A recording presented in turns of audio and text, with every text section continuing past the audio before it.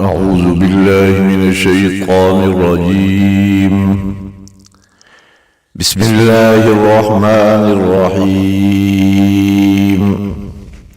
كنتم خير أمة أخرجت للناس تأمرون بالمعروف وتنهون عن المنكر وتؤمنون بالله ولو آمن أهل الكتاب لكان خيرا لهم منهم المؤمنون وأكثرهم الفاسقون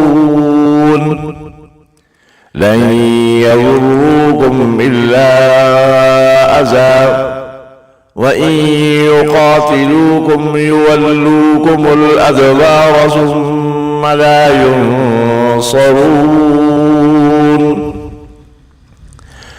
ضربت عليهم الذلة أينما ثقفوا إلا بحبل من الله وحبل من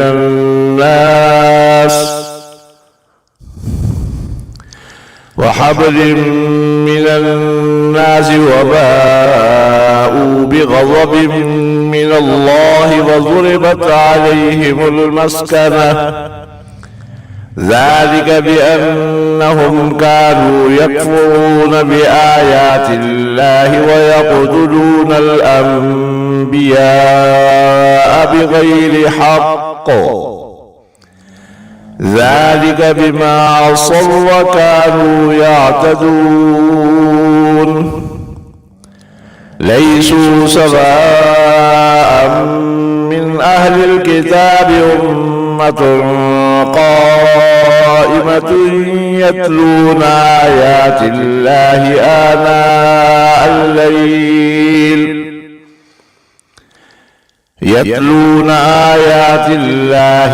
آناء الليل وهم يسجدون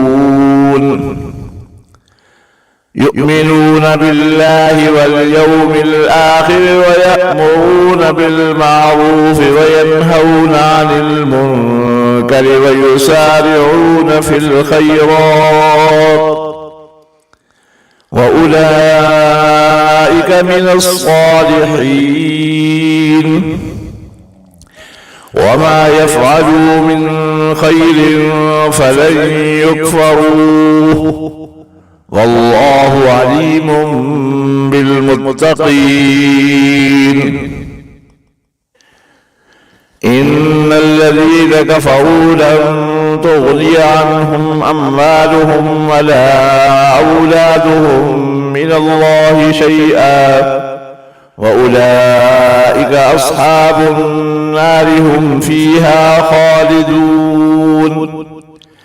مثل ما ينفقون في هذه الحياة الدنيا كمثل ريح فيها سر أصابت حرث قوم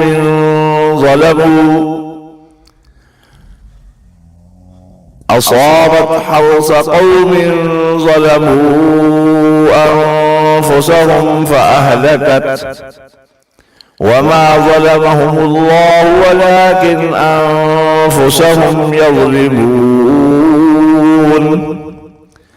يا أيها الذين آمنوا لا تتخذوا بطانة من دونكم لا يألونكم خبالا ودوا ما عنتم قد بدت البغضاء من أفواههم وما تخفي صدورهم أكبر قد بينا لكم الآيات إن كنتم تعقلون.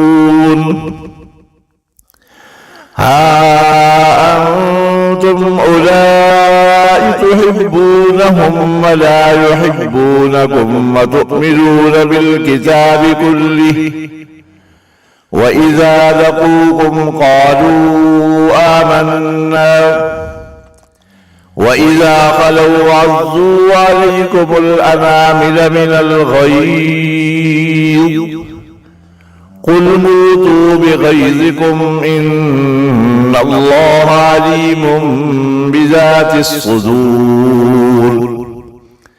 إن تمسسكم حسنة تسؤهم وإن تصبكم سيئة يفرحوا بها وإن تصبروا وتتقوا لا يضركم كيدهم شيئا إن الله بما يعملون محيط.